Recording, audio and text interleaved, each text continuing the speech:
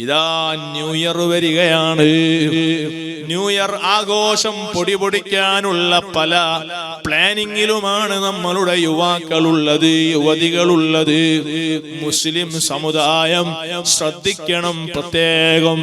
കാരണം അനിസ്ലാമിക ആഘോഷങ്ങൾ നമുക്ക് ഭൂഷണമല്ല.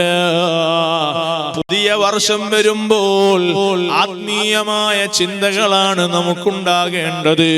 എന്റെ ആയുസ്സിൽ നിന്ന് ഒരു വയസ്സുകൂടി കൊഴിഞ്ഞു പോയല്ലോ, ഞാൻ ഖബറിലേക്ക് അടുക്കുകയാണല്ലോ, മരിക്കാൻ എനിക്ക് സമയം അതാ കുറഞ്ഞുവല്ലോ,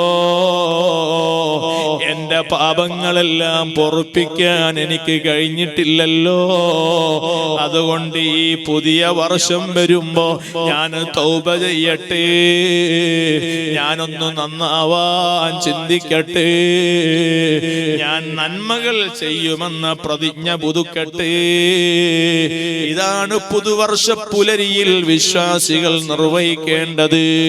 അല്ലാതെ ആഘോഷങ്ങളുടെ പിന്നാലെ പോയി മദ്യത്തിനും മയക്കുമരുന്നിനും ലഹരിക്കും അടിമപ്പെട്ട് അതേ നാശനഷ്ടങ്ങൾ വിതച്ച് നാടിന്റെയും അതേ നാട്ടുകാരുടെയും സമാധാനം തകർത്താൽ നമുക്ക് രക്ഷപ്പെടാൻ കഴിയില്ല.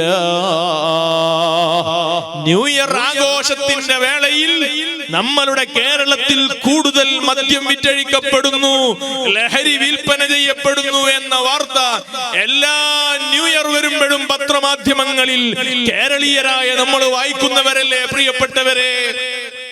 ന്യൂ ഇയർ വരുമ്പോ എന്തിനാണ് നമ്മളുടെ തലച്ചോറ്, നമ്മളുടെ മസ്തിഷ്കം, നമ്മളുടെ ബുദ്ധി, നമ്മളുടെ വിവരവും വിവേകവും നമ്മൾ നഷ്ടപ്പെടുത്തുന്നത്?